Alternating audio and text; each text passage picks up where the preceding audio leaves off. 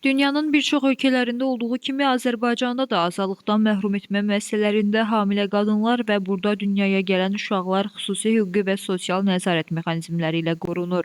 Qanunvericiliyə əsasən ana həbsdə olsa belə uşaqların yaşamaq, sağlamlıq, qayğı və təhlükəsiz mühitdə böyümək hüququ təmin edilir. Hüquqşünas Cavanşir Hüseynzadə açıqlamasında bildirib ki, mövcud qaydalara görə qanunvericiliyə əsasən uşaq 3 yaşına qədər ananın yanında cəza çəkmə müəssisəsində qala bilər. Qanunverici icazə verir ki, uşaq 3 yaşına qədər cəza çəkmə müəssisəsində anasının yanında olsun. Qanunverici buna icazə verir. Və 3 yaşından sonra artıq ola bilər ki, uşağı atasına versinlər, digər qohumlarına versinlər və internetə yerləşdirsinlər. Bu artıq tamamilə qəyyumluq və himayəçilik orqanları tərəfindən və ya digər sosial xidmətlər agentliyi ilə həyata keçirilən hərəkətlərdir. Burada 3 yaşından sonra uşaq anadan tam olaraq da ayrılmır. Necə? Görüş valideyn ünsiyyəti hüququ təmin olunur. Bu canlı görüşlərdə də, telefon görüşlərində də tam təmin olunur. Və bu zaman məhkəmə tərəfindən, yenidən müraciət olunsa da məhkəmə tərəfindən şəxsin cəzası təxirə salına bilər. Şəxs cinayətin təbii ki, xarakterinin asılıdır. Hansı ki, qadının sırf uşağına görə məhkəmə tərəfindən təxirə salına bilər. Cəzasının çəkilməmiş hissəsi digər növdə cəza ilə daha yüngül cəza növü ilə əvəz edilə bilər və ya cəzasının çəkilməmiş hissəsindən azad edilə bilər. Qanunvericilik buna icazə verirsə təbii ki. Yəni güzəştlər bundan ibarətdir ki, əgər uşağı varsa, 3 yaşına qədər uşaq yanında qala bilər.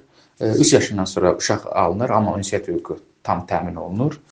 Uşaq müəyyən yaşa çatdıqdan sonra isə onun gələcək taleyi sosial xidmət orqanlarının iştirakı ilə həll edilir. Valideynlərdən biri azadlıqda olduqda uşaq ona təhvil verilə bilər. Psixoloq Vüsalə Əmraslanova açıqlamasında bildirib ki, həbsxanada doğulan uşaqların psixoloji və sosial adaptasiyası xüsusi diqqət tələb edir. Ümumiyyətlə, uşaq vaxtından bu uşaqlarda müəyyən psixoloji travmalar özünü göstərir.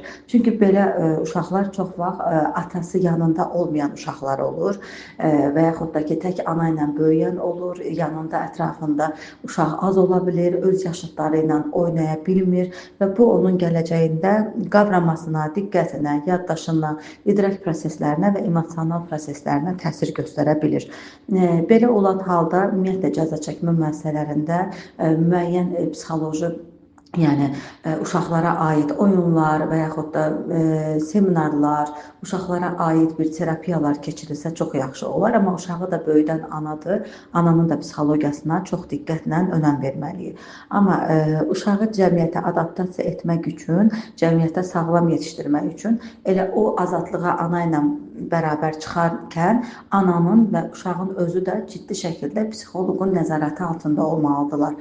Nəticə olaraq qeyd edək ki, hansı şəraitdə doğulmasından asılı olmayaraq hər bir uşağın təhlükəsiz və sağlam şəkildə böyümək və yaşamaq hüququ var. Havar Şəfiyeva, Leyla Səməndər, Yeni Azərbaycan TV.